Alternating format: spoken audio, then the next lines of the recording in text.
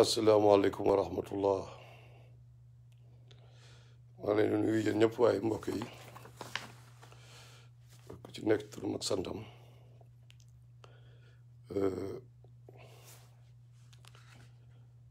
ante na mbokk yi dugg si ñu commencé live bi qui va porter sur accusation yi ñu teg ci Sonko mooy viol boobu ñu koy accusé ak njàngat biñ ci am ak ñu am xalaat ni mu la am comme conséquence loolu daal la ñu bëgg waxtaan incha allah man moom xam ngeen sama style waaw nekkuma fi pour neexal kenn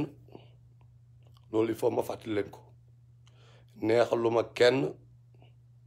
yàlla laa ragal yàlla laa yaakaar Kamze nuyu naa la bu baax waaye Mohamed Yadd tamit ak Kamal yàlla moo ne suratul an-Nisa les femmes verset 135 dem leen ngeen vérifier ko Allah mu ne ngeen wax dëgg même bu nekkee dafa war a nekk contre vos propres pères et mères même contre vos propres personnes ngeen bañ a faral benn nit parce que qu'il est riche wala ngeen bañ a faral parce que c'est un besogneux whatever nag la nga ko mën a woowee donc man noonu laay fonctionner ku bëggul dégg dëgg ngir yàlla décrocher nga dem waaye bul ñëw sama page fii sama résolution yu ma jël dootu ma nangu benn reewande ci sama page waaw loolu moom il faut mu leer léegi il faut mu leer avant dara dañuy wax dëgg nag te yàlla rek tax ok Sonko dañ ko accusé ay viol benn jigéen nee na Sonko daf ko violé xanaa góor gi nit ñi nag Sénégal ñaar ñoo am ñi ànd ak Sonko wala ñett sax ñi ànd ak Sonko ak ñi contre Sonko ak ñi contre Sonko tamit ànd ak Macky Sall waaw loolu moo am biir Sénégal nit ñi nag dinañu wax te yàlla tax dinañ juger te yàlla tax est-ce que dinañ ko def est-ce que nit sénégalais dinañ juger te yàlla rek tax yaakaaruma ko donc yàlla mu ne genre situation yu demee nii ki nga xam ni mooy accusé l'accusateur ou l'accusatrice comme nga ndaw si moo accusé yàlla moo ne suura an-Nuur da ngeen indi ñeenti témoin ñeenti seede li muy wax avant yii di am moom jugé na ba pare wax na ban yoon lañu wan démarche la ñu war a adopté mu ne indi leen 4 témoins mais boo leen mënul indi 4 témoins ñu maandu parce que li ci yàlla teg moo doy waar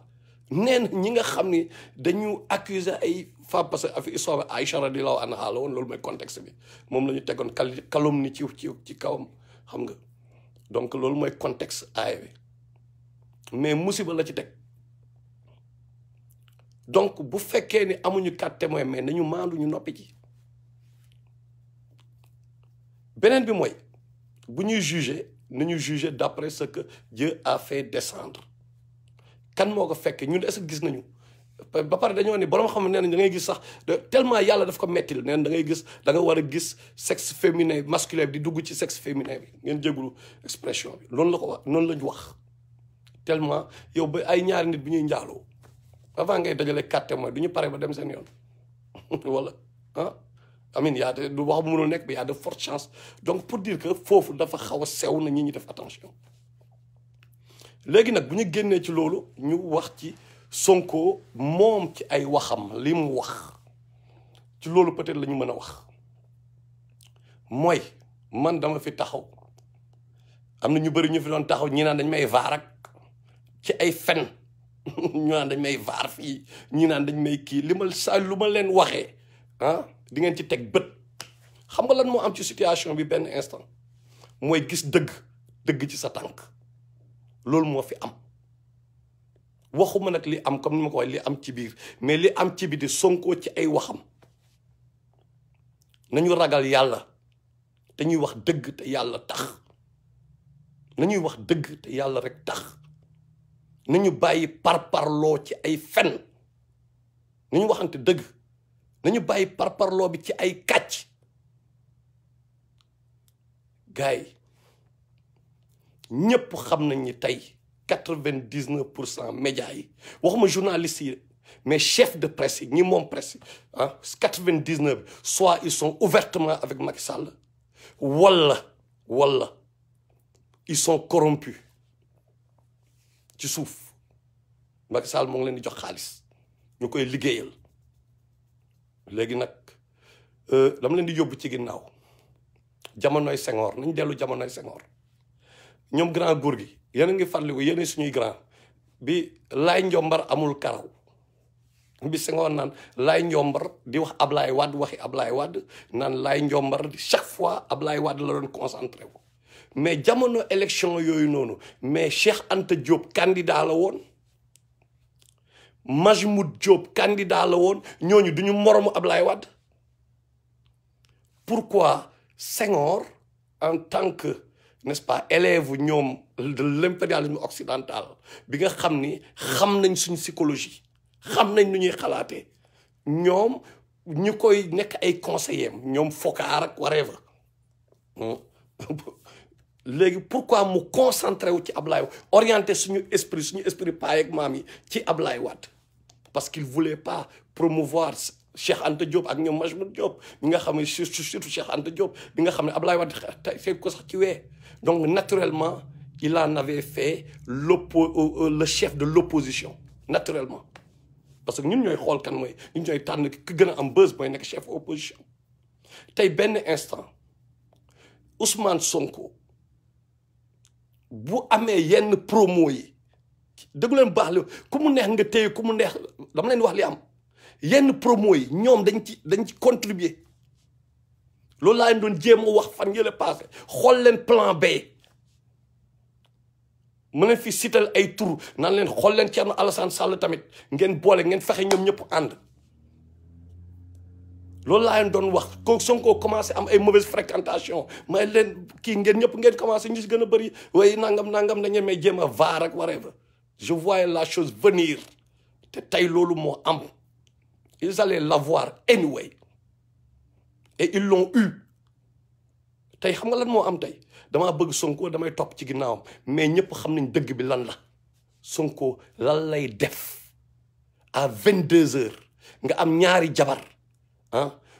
ñoo xam ne bu newoon sax da nga jóg masseuse yoo xam ni c'est dans le temps lañ jàng massage liñ la mën a defal foofu noonu sa jabar mën la ko defal ñaata yoon lañ ñëw suñu papa yi liggéey ba wàcc ne arsada boosam ñaata yoon la ñu wax suñu papa yi ne kay bés ma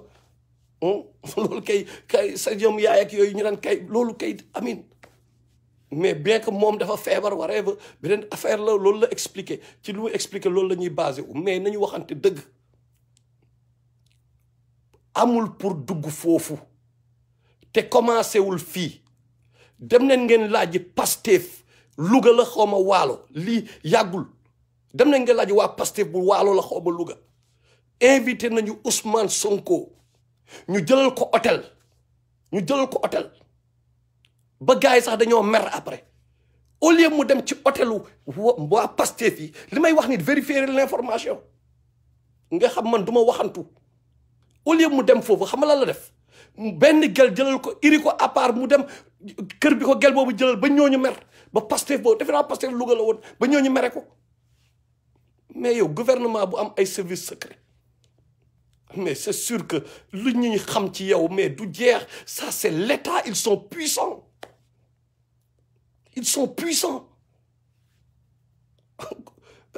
ba pare kan moo leen di jàppale les services secrets français donc yow bu nekkee nee nga leader nga Ousmane Sonko moo war a comprendre leadership du ci ay dénonciation moom leadership am bi yëpp succès bi yëpp ci lan la ko build up mooy lan dénoncer ça va au-delà de cela parce que da nga yor responsabilité tout un peuple ñoo nekk sa ginnaaw parce que ñoom nga ni ñoom ngay jiite donc yow tu n'as pas droit Matar erreur yu muy def yow tu n'as pas droit Mr Mef erreur yi muy def yow amoo droit erreur yooyu fitna nag peut-être nattu nañ la nattu nañ ko bien sûr fitna jigéen dafa graaw quoi parce que rasulullah sallallahu alayhi wa sallam moo ni Youssouf alayhi salaam moo gën a metti le nattu ci yonent yi mooy lan mu ne parce que moom jigéen lañ ko nattoo nattu jigéen la am ba pare mu ne moo gën a metti le ci natt parce que yàlla dafa am lu mu def si jigéen ñi tamit te Sonko nit la mais lii baax na pour nit ñi xam ni Ousmane Sonko c'est pas un prophète pour sénégalais yi nekk nit ñu yeewu ma gis ay nit di bind waaye même bu violé woon man sama maam di wax seen membre famille de Sonko bu ko defoon sama kii sax bëgg na xoolal ñàkk jom boobu dem nañu ba dañoo mel ni Donald Trump nee na bu taxawee Times Square mu rey nit Times Square moo gën a xumb mu ne ba tey nit ñi dañu topp ci ginnaawam mais loolu laay gis Sénégal par rapport ak Sonko léegi nag moom après bi mu defee déclaration nee na que gars yi jóg parce que gars yi ñoo ngi naan nañu former benn bouclier autour de Sonko nangam ok sénégalais yi man xam laa mënul comprendre ci ñun jël nañ suñu pétrole ñu jaay ko tubaab yi bi nga xam ne ñun suñu lekk papa yaay suñu famille kenn jógul Macky Sall def fi yu ne weng yu garaaw seen doom yi musiba bu nekk di dal tey jii heure bi ñuy wax ni am na ñoo xam ne jalis amuñu lu ñu fajoo am na ku jabaram am doom tey jii nii lal hôpital bi lal bi amul lu mu ko fayee biir Sénégal ñi ñaa ngi deew a xiif xoolal keroog fii affaire Covid bi 1000 milliards yi fu mu jaar kenn waxul ba tey kenn jógul Sonko jóg def ay conneries wam ngeen di yéen da ngeen di taxaw di xeexal Sonko yéen mais yéen amu leen jom amu leen fayda yi gën a garaaw yéen ñu teg leen ko teg ko seen papa teg ko seen yaay teg ko seen doom teg ko seen famille jógu leen Ousmane Sonko kenn waxu ko na jóg 3 heures du matin moom mu jóg de son propre chef dem fréquente ji kër yoo xam ni ak lumière ay veilleuses ak ay nangam moom mu provoqué affaire bi mu prêter le flanc jógu leen moom mu ñëw après yéen ngeen di jóg non dañu war a régler problème bi mais bu ci kenn dee gis ngeen gars yi soyons sérieux quoi gis nga Macky Sall il faut ñuy waxante dëgg Macky Sall du créer kenn ku commencé wul ku prêté wul le flanc quoi gis nga Karim Wade bi mu koy tëj Karim Wade xam nañu affaire kaañ boobu nu mu demee quoi Karim Wade est-ce que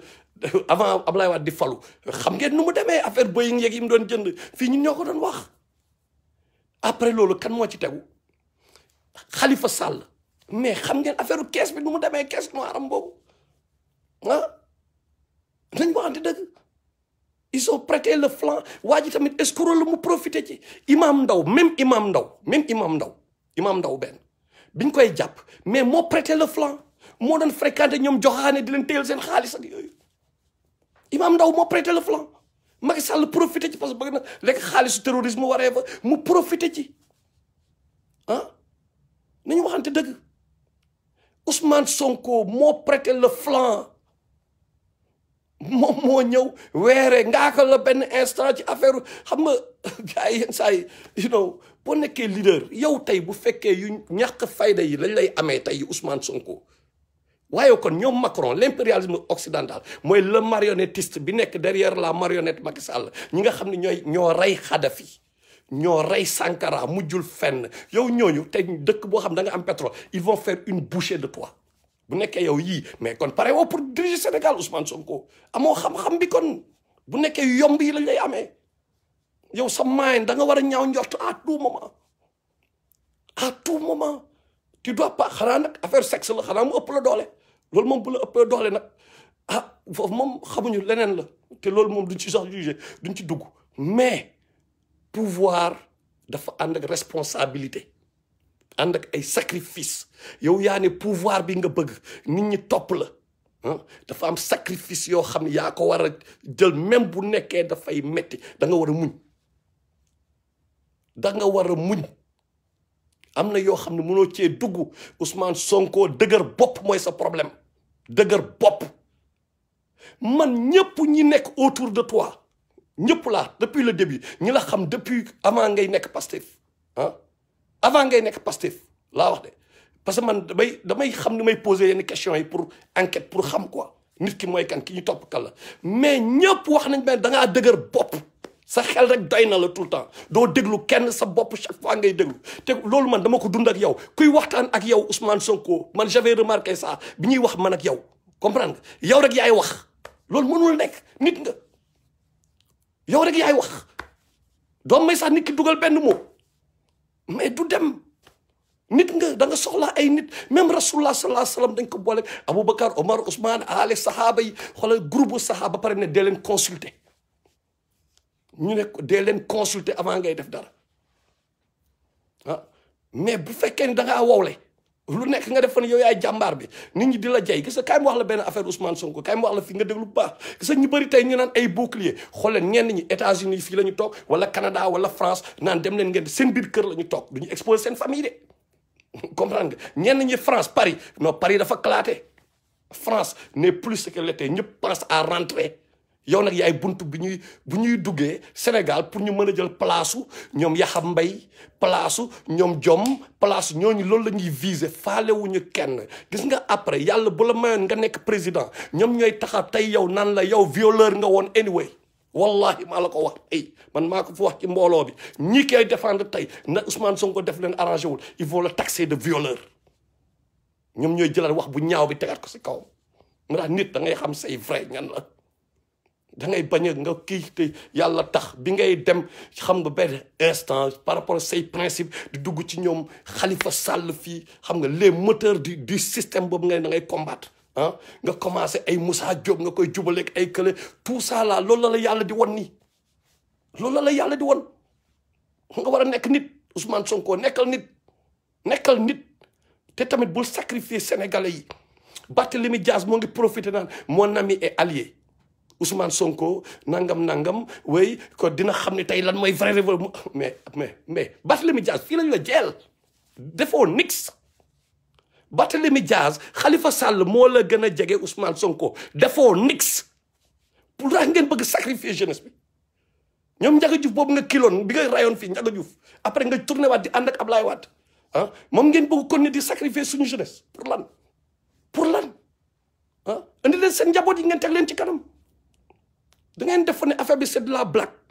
da ngeen def ne marche léegi yi attaqué Macky Sall ak loolu waxuma rek parce que moi c'est pourquoi je parle de 15 millions sénégalais wala 10 millions génnandoo foofu loolu la Macky Sall mënu le printemps arabe bi wane na ko même l'impérial occidental mënuñu résister loolu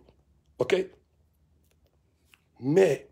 enjeu yi léegi par rapport ak jamonoy Ablaye Wade wala jamonoy ñoom Abdou Diouf ak yooyu mooy léegi pétrole bi dafa leer naññ te pétrole bi nasaraan si dëkk dugal xaalisam ba pare dëkk yi am guerre yëpp Afrique parce que am na ay ressources naturelles yoo xam ne ñoom dañ ko yittewoo ñu créer ay guerre biir Afrique ñoom les tubaab la jaxase yenn gars yi traître yaa ngi fi ba léegi ñoom Macky Sall ñoo ngi fi ay traître lañu vous avez vu ce qu'ils font xam nga ñoom Blaise Compaoré xam nga jamonoy esclavage la rek noir bi mooy jaay moromam donc il passe par ces gens là ay ñoom Omar Bongo fii ñoom ñëpp ay ñoom Houphouët-Boigny ñoom Senghor ñëpp ay traître la ñu woon mais loolu mooy continuer di am ba léegi ngeen def affaire c'est de la blague li kaano yi naan don't stand between me and my bread mooy diggante man ak sama mburu bul taxaw ci digg parce que dama lay kil ngeew yi tubaab bi l'impérialisme occidental foofu la ñu toll te ñooñu ñay papay Macky Sall ñoo koy jox ay ordre muy exécuté ok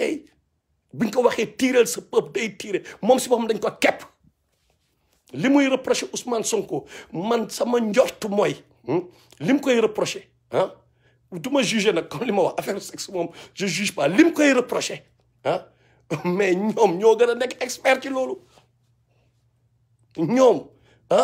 bu nekkee par rapport ak contexte ñoom ni ñu koy reproché quoi teg ko ci ay kii fii teg fee mooy seen machination yi ñuy def rek bu ñu nekkee foofu lañ ko basé mais ñoo gën a ñàng Ousmane Sonko xaju leen sax ci wee xaju leen ci wee bu nekkee machination rek côté boobu mais ñoom ay mafia lañu quoi donc nasaraan si daf leen yàgg képp comme leen Yaya Jammeh daan def c'est tout noonu rek moo mën nekk. donc Ousmane Sonko moo war a comprendre que léegi liñ ko waxoon démb lañ koy waxaat tey am na ñu baax ñu mel ni ñoom Thierno Alassane Sall demal nga ànd ak ñooñu parce que ñooñu nga doon nekkal bi dara nekkulee dara ñooñu nga doon nekk seen kër mooy ñooñu mooy borom loxo yu set yi Ousmane Sonko Macky Sall moo ko fabriqué comme li ma leen wax sànq ñu mel ni ñoom Thierno Alassane Sall da ngeen defa ni man damay wax nii parce que dama faruma fenn ni ma leen waxoon ci Ibrahima Fall 2012 ne Ibrahima Fall la ngeen nelaw ba Ibrahima Fall rëcc leen dama leen di waxaat ay ñoom Thierno am na ñu clean Sénégal ñàkkul ñu clean na ñooñu booloo ok ñooñu def nañ ci déclaration de patrimoine mosoo dégg ku ci wax pourquoi kenn du ci wax ñooñu lépp lu ñu def même seen livre li ñu dénoncé yëpp gars yi leen bërgal paquetel de mais pourquoi Ousmane Sonko bu sëqatee sax médias yi wax si parce que médias yi Ousmane Sonko la ñu bëgg mu nekk star bi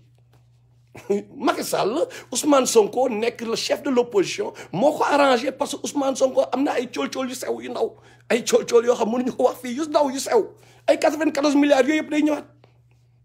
day ñëwaat bu leen sonal seen bopp te li ma leen di wax nii tey retenir leen ko bu baax gars yi pareeguñu nañ indiwaat yeneen léegi nag sénégalais yi taxaw ne lu Macky Sall loo def baax na loolu moo mën a nekk ñun anyway Ousmane Sonko la ñu choisir mooy partisan am yi wala ñu ne dëgg la ñuy xeexal parce que man xeexaluma Ousmane Sonko man Sénégal lay xeexal ku nekk wax loolu boppam mooy lan xam nan la war a demee société civile bi moo war a porter combat bi pas leader politique yi il faut loolu mu leer peuple bi moo ko war a porter mais peuple bi il faut mu tegu ci yoon d'abord il faut peuple bi def ragal yàlla sax at least ñi nekk si biir peuple ñu xaw a ragal yàlla mais activistes yi damay profiter ci benn parenthèse pour wax am na benn activiste Ousmane Tounkara encore une fois partisan Ousmane Sonko la day wax pour défendre Ousmane Sonko moo tax mu dem ba pare yéen da ngeen ko may nopp ma gis ko ay 2STV am leen jom am nekk leen nit ñi koy topp nekk leen nit fii la fi taxaw ne ay ngoone doomu Youssou Ndour bi la Birane Ndour wax ko wax yu ñaaw koo xam yoonam nekku si par rapport ak ay parents am keroog noonu la def démb loolu la def sama benn sister mooy Asi Fall mooy ex jabaru Cheikh Yérim Seck mu jël photo Cheikh Yérim Seck seen doom la jël photo bi kii ko ci page am mais fen fa ay fen quoi di yàq deru benn xale ak benn jigéen quoi kooku lan moo ko utaleeg ñoom Macky Sall te nee na damay wax kooku laa jël exemple day symboliser moom mooy sénégalais yu bëri yi nga xam ne dañu naan Sonko fekk dara wutalewu leen Macky Sall dara wutalewu leen nan ngay ñëwee yow da ngay défendre Sonko dañ ko accuser viol yow nga ñëw benn jigéen boo xam ni yoonam nekkul ci dara duggul ci politique waxul politique ba pare dafa sëy ak Cheikh Yérim Seck ci farata ak sunna la sëy ak moom ci farata ak sunna nga jël photo seen doom jël ko exposé ko mais yow il faut ñu defal la bagage boo arrêté wul Ousmane Tounkara il faut nga arrêté encore une fois dernier avertissement arrête ëppal nga trop encore une fois yaa ma gën a rëy làmmiñ nag yaa ma ëpp làmmiñ mais dama lay wax rek ëppal nga trop quoi chaque fois nii la yàq deru nit yi dugg ci mais bu doon sax dëgg ngay wax mais da ngay sos di fen ba pare mais c'est grave quoi c'est grave te ñu mel noonu sax dañoo xaw a bëri léegi ci activistes yi moo tax nous avons même plus envie de faire des vidéos j'ai occupé bu dul woon ay ñu bëri ñu ma contacter ne ma woy il faut nga wax ci affaire bi bëgg nañ xam sa bu dul woon loolu lii sax du ma ci wax parce que tellement mépris bi ngay am pour certaines brebis galeuses ak gars yi nga xam ne ay moutons de Panurge lañu dañu toog ay États-Unis Canada France toog naan Sénégalais yi way ay bouclier contre Sonko ay Espagne ak un peu partout naan ay bouclier contre Sonko mais boo leen bëggee bouclier ngeen wàcc Sénégal ngeen jiite booy dem leen ngeen jiite booy mais doo leen ko def bu ñu rayee booy ngeen toog seen gaal nan ndeysaan jël leen avion ngeen wàcc Sénégal ngeen def bouclier jiite booy parce que kenn ñemewu fi Macky Sall ñëpp ay tapet ngeen ñemewu leen Macky Sall nañu waxante raay Macky Sall li mu fi def ci dégâts yëpp def fi dégâts yu dul jeex Macky Sall bi ñu ko fi waree tëbal day tey ni ñu toog fii di xaar ay élection non nañ xaar élection yi mais soyons sérieux encore une fois damay rappeler waat Sonko yaa prêté le flanc lii dal la amoo pour dem ci ay yow déjà Ousmane Sonko encore une fois yow boo waree nekk président mais lan moo war a nekk premier problème Ousmane Sonko xam nga mooy la na mais yow maison kii yooyu nu sax seen kii fi ñu defee les thérapeutes là fi ñu nekk là seen affaire yooyu rek ñu tuddee kii de massage yooyu là ñuy def mais maison close yooyu mais prostitution clandestine moo fa am yow nga ni da nga bëgg nekk leader di dem di encourager affaire boobu quoi déjà yow tey may nga leen publicité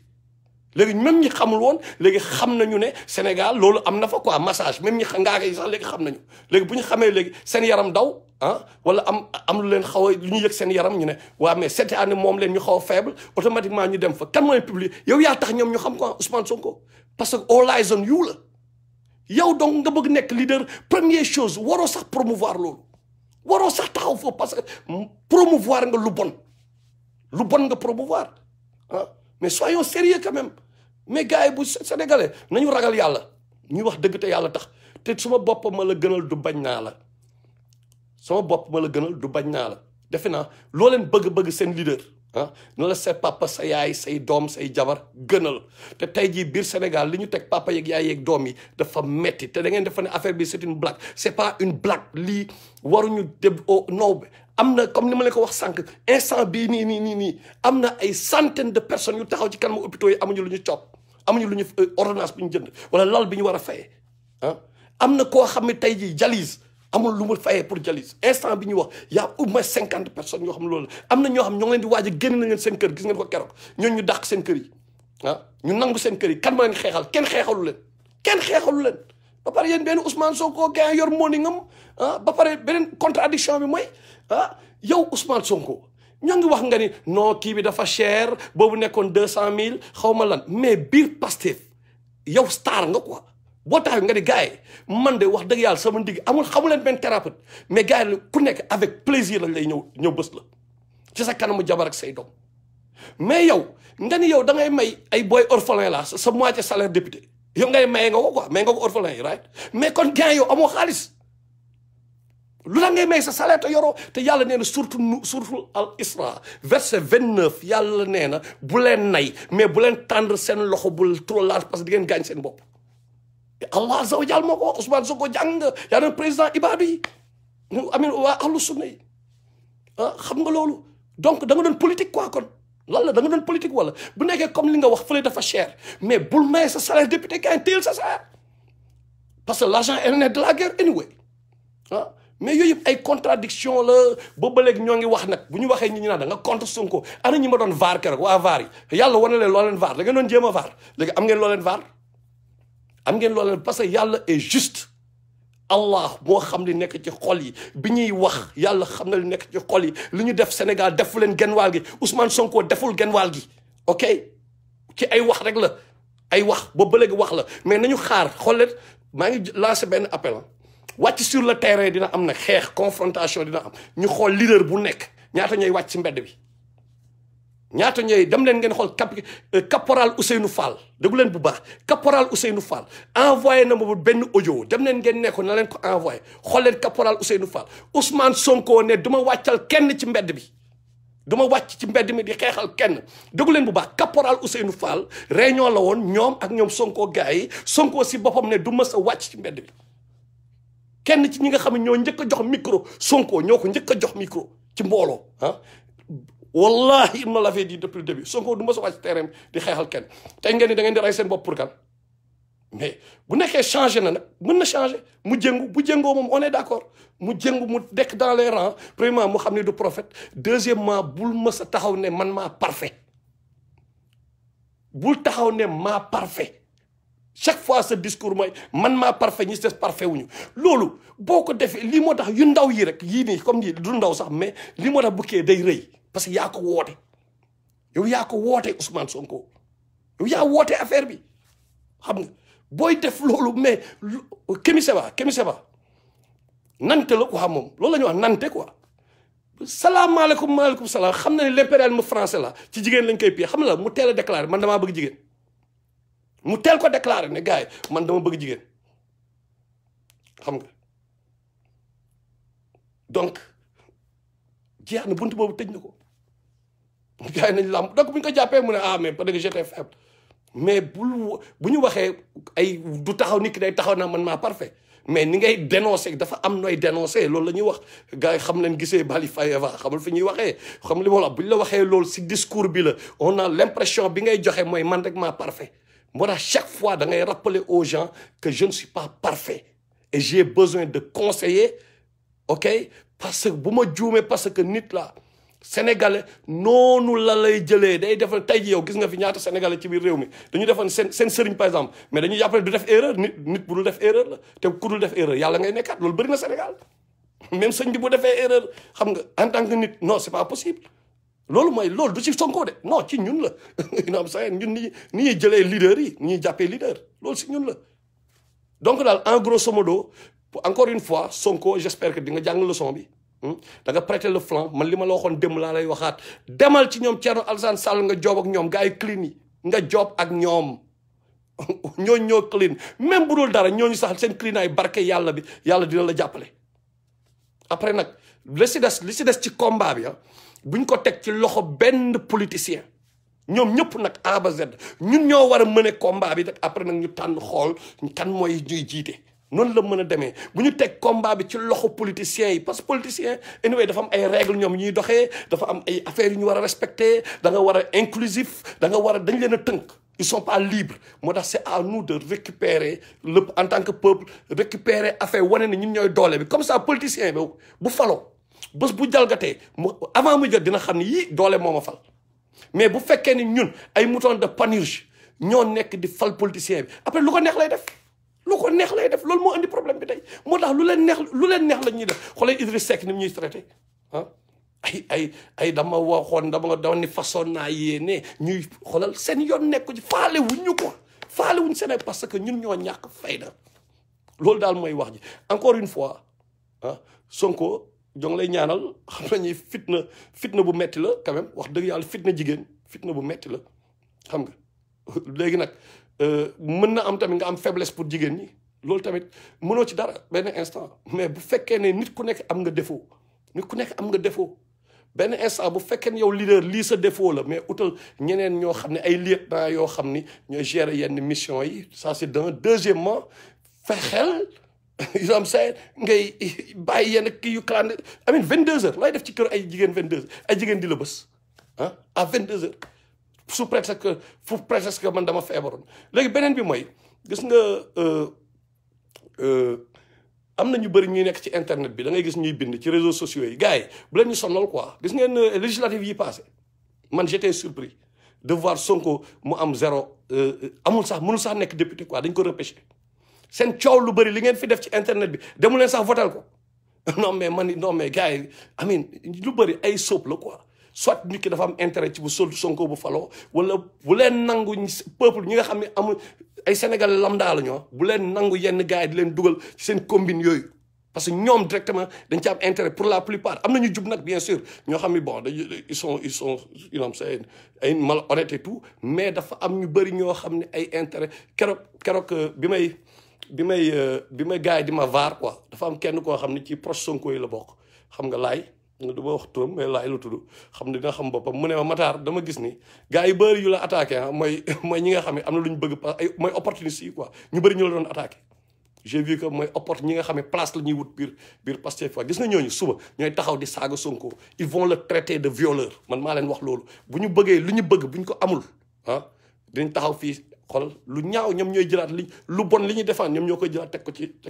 xelam encore une fois daal dañ ko ñaanal parce que lii tamit wax dëgg yàlla musiba la fitna la ñu ñaanal ko yàlla na ko ci yàlla génne xam nga sénégalais tamit nga am fulla ak fayda daal xam nga di nuyu ñëpp incha allah jaajëf nuyu nañ leen